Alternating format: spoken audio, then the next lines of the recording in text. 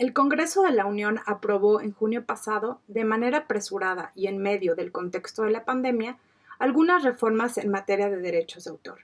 Estas reformas legalizan la censura en Internet y configuran el más grande retroceso legislativo para la libertad de expresión del que tengamos memoria.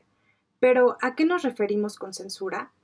La armonización de leyes con el TECMEC genera un sistema de censura en Internet, sin mecanismos de debido proceso o de rendición de cuentas, que incorpora una figura titulada notificación y retirada.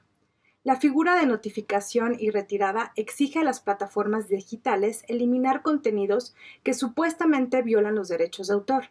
Este mecanismo extrajudicial permite que se elimine información de interés público sin contar con ningún tipo de garantía judicial.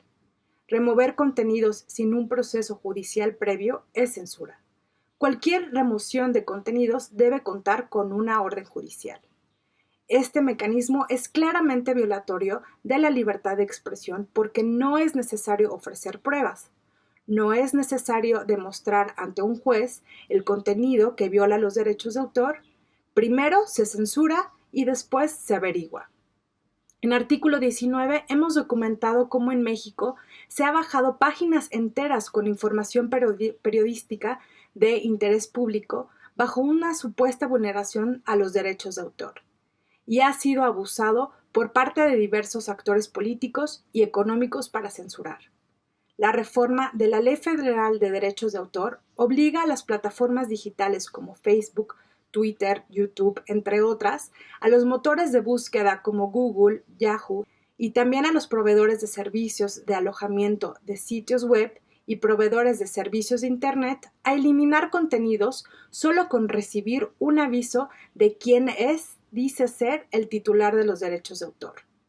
La aplicación de la reforma en México abre la puerta a un mecanismo extrajudicial existente en Estados Unidos, sin considerar que los contextos en ambos países para la libertad de expresión son completamente diferentes. En el caso de México, el Estado tiene una deuda histórica hacia la sociedad sobre hechos de corrupción y graves violaciones a derechos humanos. Sin las salvaguardas necesarias, las reformas aprobadas abren el camino para que se abuse por parte de actores políticos y económicos. Artículo 19 reitera que junto con otras organizaciones de la sociedad civil combatiremos las reformas ante el Poder Judicial y exigimos a la Comisión Nacional de los Derechos Humanos, a las y los legisladores, para que promuevan acciones de inconstitucionalidad frente a las reformas aprobadas. No queremos ni censura ni candados.